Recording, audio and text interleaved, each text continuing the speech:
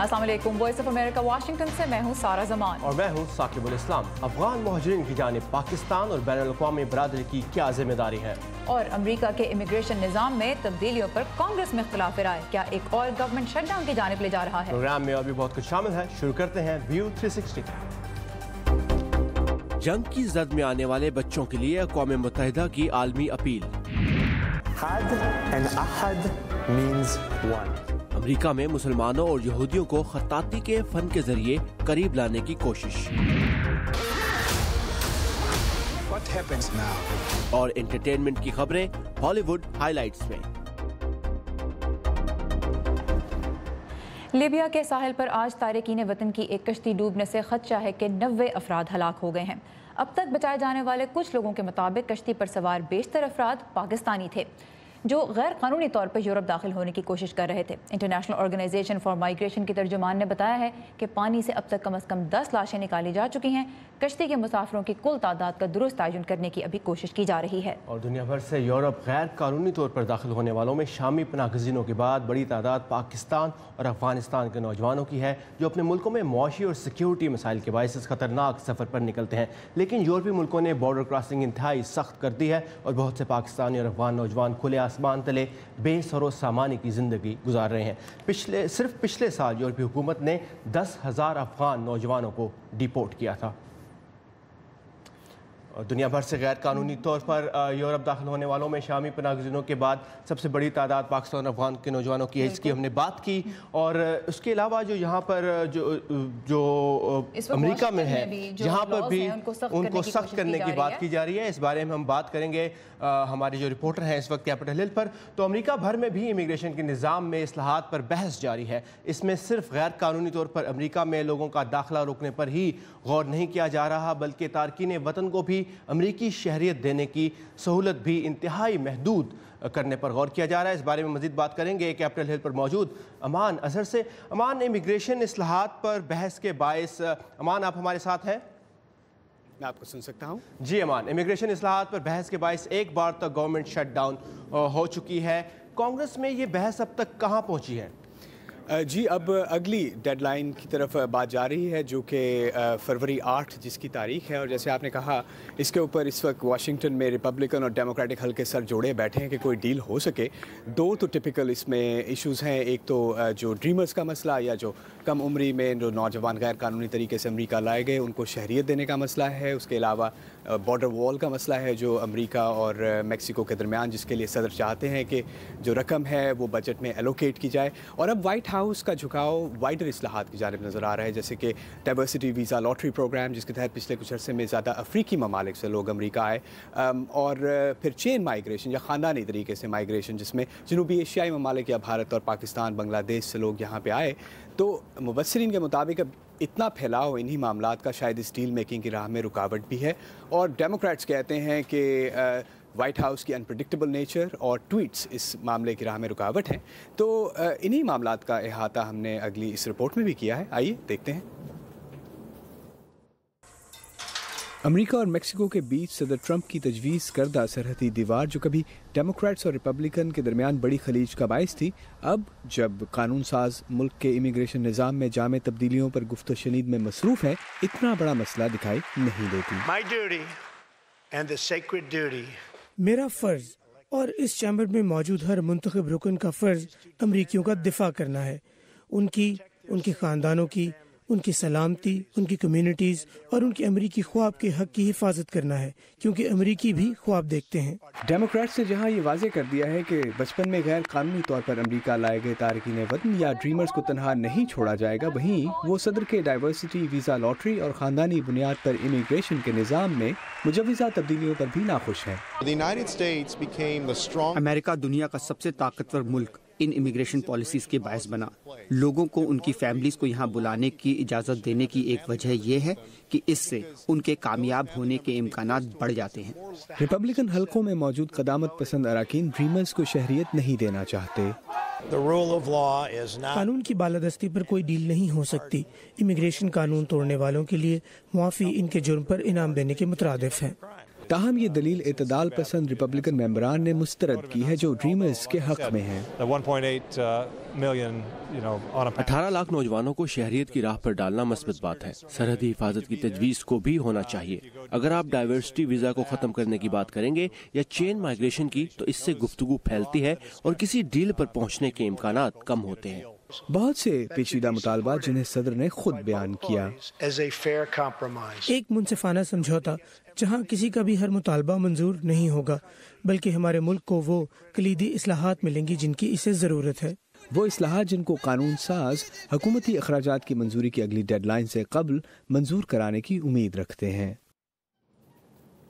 جی، اور یہاں میں کچھ اعداد و شمار بھی آپ کے سامنے رکھتا چلوں۔ سینٹر فار امیگریشن اسٹڈیز جو امریکہ کا ایک ریسرچ ادارہ ہے، ان کی پچھلے سال کے اعداد و شمار کے مطابق سال 2006 سے 2016 کے درمیان چین مائیگریشن کے ذریعے امریکہ امیگریٹ کرنے والے افراد کی تعداد 1.40 کروڑ کے قریب بتائی گئی، جبکہ 2011 سے 2015 کے درمیان جو جنوبی ایشیائی ممالک سے جن میں بھارت، پاکستان اور بنگلہ دیش شامل ہیں، ان سے آنے والے افراد کی تعداد میں 52% تک اضافہ دیکھا گیا۔ تو اب دیکھنا یہ ہے کہ یہ تمام معاملات اس ڈیل میں فروری 8 سے پہلے طے ہو پائیں گے یا نہیں۔ جی، امان ہمارے ساتھ ہے کیپٹل سے۔ تھینک یو امان فار دیز اپڈیٹس۔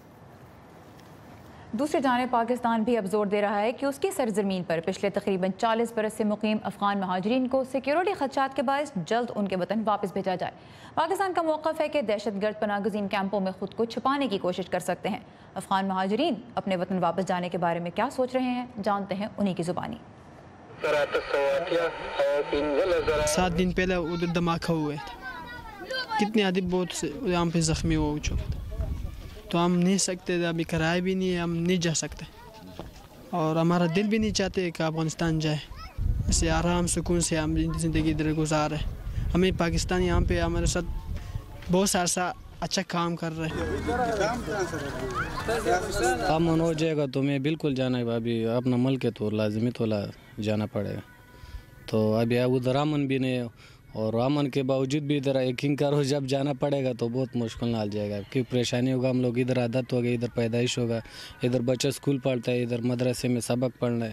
میرا لوگ گیا بھائی صاحب، تقریباً اگلا دفعہ جو لوگ جانا تھا تو کافی لوگ گیا واپس آ گیا، کوئٹے کا بارڈر میں واپس آ گیا، تو ادھر مشکل حالات بہت خراب تھا۔ ابھی لوگوں نے ادھر کرائی ادھار کر کے واپس پاکستان ہے۔ اور سارا اگر افغان مہاجرین کی بات، پناہ گزینوں کی بات کی جائے پاکستان میں، تو اس وقت تقریباً 27 لاکھ افغان پناہ گزین پاکستان میں مقیم ہیں، ان میں سے تقریباً 14 لاکھ رجسٹرڈ ہیں۔ پچھلے سال UNHCR نے 59,000 افغان مہاجرین کو ان کے وطن واپس آباد کیا، لیکن اس دوران پاکستان کے کیمپوں میں مزید 1 لاکھ افغان بچے پیدا ہوئے۔ اقوام متحدہ کے ادارہ برائے پناہ گزین یا UNHCR کو پاکستان میں افغان مہاجرین کی مدد کے لیے درکار فنڈز کی بھی شدید کمی کا سامنا ہے۔ گزشتہ سال ادارے نے عالمی برادری سے $127 ملین کا مطالبہ کیا تھا، لیکن اس سے ملے صرف 25 ملین کے قریب، یعنی ضرورت کا محض 20%۔ تو افغانستان میں سیکیورٹی کی صورتحال کو دیکھتے ہوئے بھی یہ کہنا مشکل ہے کہ کب افغان مہاجرین کی ان کے وطن واپسی کے لیے حالات سازگار ہوں گے، لیکن صرف گزشتہ سال ہی اگر دیکھیں تو لڑائی کے سبب تقریباً 3,70,000 افراد اپنے ہی ملک افغانستان میں بے گھر ہو گئے۔ پاکستان میں موجود افغان مہاجرین کو مزید 2 ماہ تک وہاں رہنے کی اجازت تو دی گئی ہے، لیکن ان کا مستقبل مستحکم بنانا کس کی ذمہ داری ہے، اس بارے میں ہم بات کریں گے واشنگٹن کے تحقیقی ادارے ولسن سینٹر میں ایشیا پروگرام کے ڈپٹی ڈائریکٹر مائیکل کوگلمن سے۔ Michael, welcome to View 360۔ First, what is Pakistan's responsibility towards Afghan refugees? Well, I think that it has a responsibility to provide them with a better lot than they've had over the last few years. There are several million Afghan refugees in Pakistan, and they have been discriminated against quite heavily over the last few years. And quite frankly, based on my own experiences in Pakistan, I sometimes feel that people in Pakistan are more hostile and mistrustful of Afghans than they are of Indians.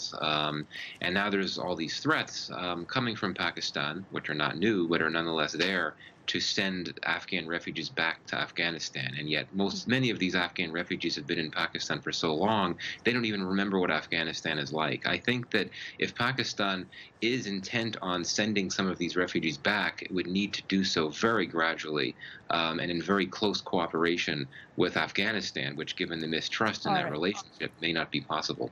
تو Michael کوگلمن کہتے ہیں کہ پاکستان کی یہ ذمہ داری ہے کہ وہ اپنے سرزمین پہ مقیم افغان مہاجرین کو اس سے بہتر سہولتیں دے جو پچھلے کچھ سال میں خاص طور پہ انہیں دی جا رہی ہیں. اور مائیکل کہتے ہیں کہ انہوں نے ان کا تجربہ یہ رہا ہے کہ پاکستانیوں کا رویہ بعض اوقات افغان مہاجرین کی طرف انتہائی خراب رہا ہے، بلکہ اس سے زیادہ وہ ان کے بارے میں شکوک و شبہات کا شکار ہیں، جتنا کہ وہ بھارتی افراد کے خلاف، بھارتی شہریوں کے بارے میں وہ اتنے شکوک و شبہات کا اظہار نہیں کرتے پاکستانی، جتنا کہ وہ افغان مہاجرین کے بارے میں کرتے ہیں. یہ مائیکل کوگلمن کا اپنا تجربہ رہا ہے اور ان کا یہ کہنا ہے کہ پاکستان کو اگر بھیجنا ہی ہے افغان مہاجرین کو ان کے وطن واپس، یہ وہ لوگ ہیں جو کسی اور ملک کو نہیں اپنا گھر جانتے یا پاکستان میں ہی پیدا ہوئے ہیں، پلے بڑے ہیں، اگر ان کو واپس بھیجنا ہی ہے تو اس پروسیس کو بہت سلولی موو آن کرنا چاہیے.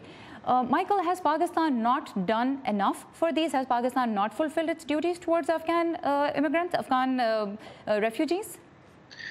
Well, I mean, for sure, as I said before, many Afghans refugees have been living in Pakistan for several decades, and they've been able to live there. So I think that it's important to highlight that Pakistan has not expelled these refugees immediately. But, you know, in many cases, the living conditions of Afghan refugees are very poor, and they experience tremendous discrimination, particularly from police and security forces. So there's a lot more that could be done just to provide them with more dignity in Pakistan. All right. So Michael کہتے ہیں کہ پاکستان میں ان کو رہنے کو جگہ تو دی گئی ہے، اور یہ اس بات کو بھی ہائی لائٹ کرنا ضروری ہے کہ پاکستان نے ان کو کئی دہائیوں سے ہوسٹ کیے رکھا ہے، لیکن بہرحال ان کو جو سہولتیں دی جا رہی ہیں اور جس طرح کا ان کی جانب رویہ ہے قانون نافذ کرنے والے اداروں کا بھی، اس میں بہتری لانا بہرحال ضروری ہے. Michael, European governments last year deported about 10,000 Afghans just within 2017.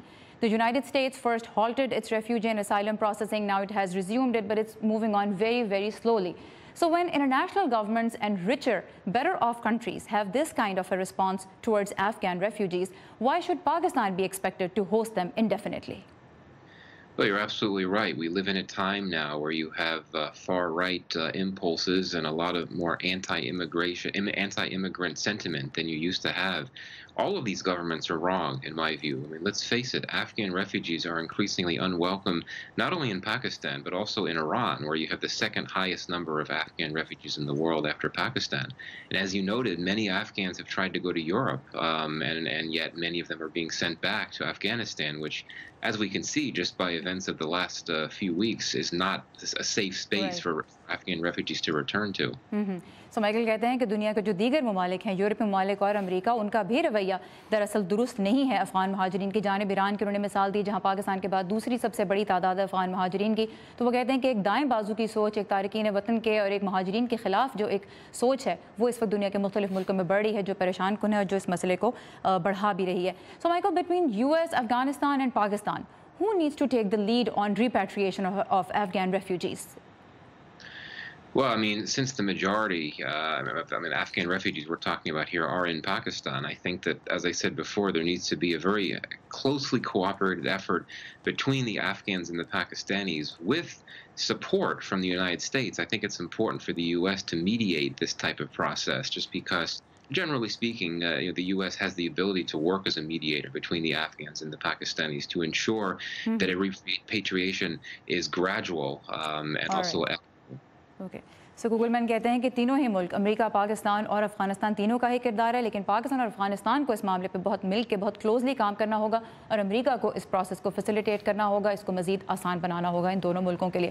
Michael Kugelman, as always, thank you very much for your time and for your insight. Thank you. Pakistan اور دنیا کے دیگر حصوں کی اہم خبریں جاننے کے لیے آئیے ہماری ویب سائٹ urdu.voa.com پر، جہاں آپ کے لیے بہت سے مختلف موضوعات پر معلوماتی مضامین بھی موجود ہیں. اور آج کے دور میں مسلمانوں اور یہودیوں کے درمیان اختلاف تو بہت ہے، مشترک کیا ہے یہ آپ کو دکھائیں گے ہم پروگرام میں آگے چل کر. اور اقوام متحدہ نے جنگ سے متاثرہ بچوں کی مدد کے لیے بین الاقوامی اپیل جاری کی ہے، اس کی تفصیلات بھی آپ کو بتائیں گے، لیکن پہلے دیکھتے ہیں پچھلے کچھ گھنٹوں کے دوران دنیا بھر میں ہونے والے کچھ اہم واقعات کی جھلکیاں ورلڈ ویو میں. برطانوی وزیر اعظم تھریسا مے کے چین کے 3 روزہ دورے کے اختتام پر دونوں ملکوں کے درمیان $13.26 بلین کا تجارتی معاہدہ طے پا گیا ہے، جو برطانیہ میں 2,500 نوکریاں پیدا کرے گا. چینی صدر ژی جن پنگ نے اس موقع پر دونوں ممالک کے تعلقات کے ایک نئے سنہری دور کے آغاز کا وعدہ کیا ہے. جنوبی افریقہ کے شہر کیپ ٹاؤن میں خشک سالی کے باعث ہر فرد کے لیے پانی کے استعمال کی روزانہ حد میں 43% کمی کر کے 50 لیٹر کر دی گئی ہے۔ حکام کا کہنا ہے کہ پانی کا ذخیرہ 16 اپریل کو انتہائی کم سطح پر پہنچ جائے گا، جس کے پیش نظر علاقے کے تمام نلکے بند کرنے کی تجویز پر غور کیا جا رہا ہے۔ فرانس کے شہر کیلے میں پناہ گزینوں کے کیمپ میں 2 گروپوں کے درمیان جھڑپوں میں 22 افراد زخمی ہو گئے ہیں۔ حکام کے مطابق کیمپ میں رہائش پذیر افغان اور ریڈ ٹرین پناہ گزینوں کے درمیان شروع ہونے والی جھڑپ میں فائرنگ بھی کی گئی۔ کیوبا کے مرحوم کمیونسٹ لیڈر فیڈل کاسٹرو کے 68 سالہ بیٹے نے خودکشی کر لی۔ دیاز بلارڈ کیوبن اکیڈمی اور سائنس کے صدر تھے، جو ڈپریشن کے مریض تھے اور گزشتہ 3 ہفتوں سے زیر علاج تھے۔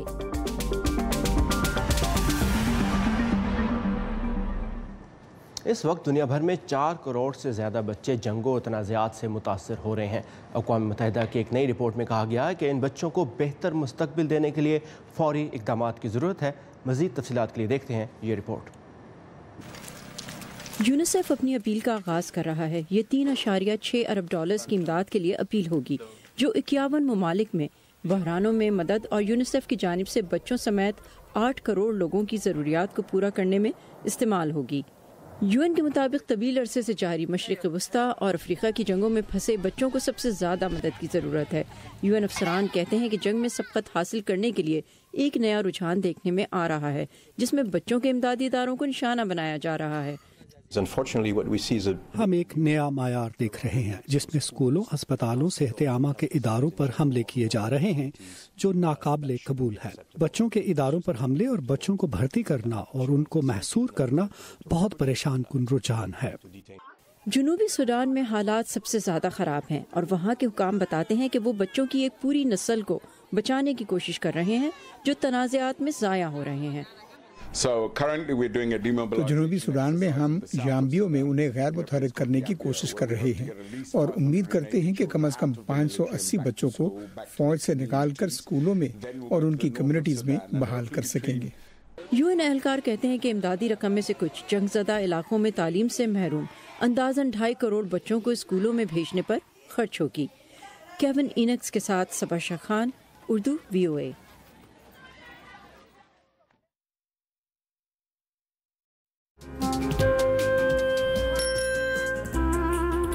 ابا جیسے کروڑوں لوگ جہاں ہر روز ایمانداری سے کام پر لگے ہوں، چاہے وہ دفتر میں ہوں یا کھیتوں میں، سڑکیں ہوں، بارڈرز، کھیل کا میدان یا کوئی انٹرنیشنل سٹیج، جب پاکستان کا نام روشن کرنے والوں کی کہانیاں کہنے کے لیے ہمارے پاس وقت کم پڑ جائے، جب پورا ملک ہی خود کو آگے لے جانے میں لگا ہو، تو پھر دنیا بھر میں اس کا پرسپشن مٹھی بھر لوگ کیوں بناتے ہیں؟ We are almost there, but not there yet. لگتا ہے تھوڑی محنت اور کرنی ہوگی ہمیں بھی۔ ویو 360 صرف آج نیوز پر۔ اسرائیل فلسطین تنازع مسلمانوں اور یہودیوں کے بیچ دوری کی بہت بڑی وجہ ہے، لیکن تورات اور قرآن پڑھنے والوں کے درمیان بہت کچھ مشترک بھی ہے۔ انشمن آپٹے ہمیں لے جا رہے ہیں نیو یارک کی مسلم جیوش سولیڈرٹی کمیٹی کے ایک ورکشاپ میں، جہاں لوگوں پر یہ حقیقت واضح کرنے کی کوشش کی گئی۔ Rahamim and Rahim, compassion, mercy. Uzbekistan میں پیدا ہوئے اور یہودی مذہب سے تعلق رکھنے والے خوشخطی کے ماہر روبین شیمونوف کے لیے یہ الفاظ صرف عربک اور ہیبرو زبانوں کے ایک جیسا ہونے کی مثال نہیں ہے، بلکہ اپنے ملک میں مسلمانوں اور یہودیوں کے درمیان بھائی چارے کی یاد بھی دلاتے ہیں۔ بروکلن میں ہونے والے اس پروگرام میں روبین عربک اور ہیبرو زبانوں کے الفاظوں کو خوشخطی کے انداز میں لکھنے کی تعلیم دے رہے ہیں۔ We looked at 20 pairs of words that are cognates. ہم نے ایسے 20 الفاظ لکھے ہیں جو ایک جیسے ہیں، یعنی عربی اور ہیبرو میں جن کا مطلب ایک ہی ہے، جیسے کہ یہ 2 الفاظ باراکا اور بیراکا، دونوں کا مطلب ہے رحمت، دعا۔ ایسے الفاظ ہمیں ان زبانوں کی مشابہت ہی نہیں دکھاتے، بلکہ دونوں عقائد کے ماننے والوں کے دنیا کو دیکھنے کا نظریہ اور فلسفے پر بھی روشنی ڈالتے ہیں۔ इस इवेंट में रूबेन का साथ शरीफ दे रहे हैं, जो खुद उज़्बेकिस्तानी मुसलमान हैं। हमने एक ऐसी आयत पर गौर किया जो दोनों मज़ाहिब के लोगों को एक ही पैगाम देती है। अरबी में ये सूरह अखलास है, तो अब्रानी में शेमा यज़राइल, और दोनों मज़ाहिब के लोगों को तौहीद का सबक देती है।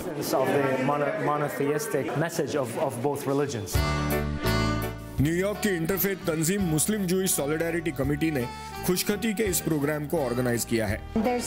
आजकल ये एक सिलसिला सा बन गया है कि लोग एक दूसरे के बारे में ज्यादा नहीं जानते और फिर एक दूसरे से नफरत करने लगते हैं। तो हम कोशिश करते हैं कि लोगों को एक दूसरे से मिलने, एक दूसरे को समझने और एक दूसरे के साथ काम करने के मौके दिए जाएं और नफरत का सिलसिला खत्म किया जाए। इस इवेंट में शरीक न्यूयॉर्कर्स, जिनमें मुसलमान और यहूदी दोनों शामिल हैं, ऐसे मौकों की अहमियत को समझ रहे हैं। इन दीवारों को तोड़कर हम सबको करीब आना चाहिए, एक दूसरे के साथ राब्ते करने चाहिए और इत्तेहाद की बात करनी चाहिए। ये लोगों को जुबान के जरिए जोड़ने का एक खूबसूरत तरीका है। लोगों को देखा कि कैसे जूइश और मुस्लिम एक दूसरे के साथ कोऑपरेट करना, ताउन करना चाहते हैं और किस तरह से एक दूसरे का ख्याल करते हैं। Anshuman Apte, Urdu VOA, New York. Ahad and Ahad means one.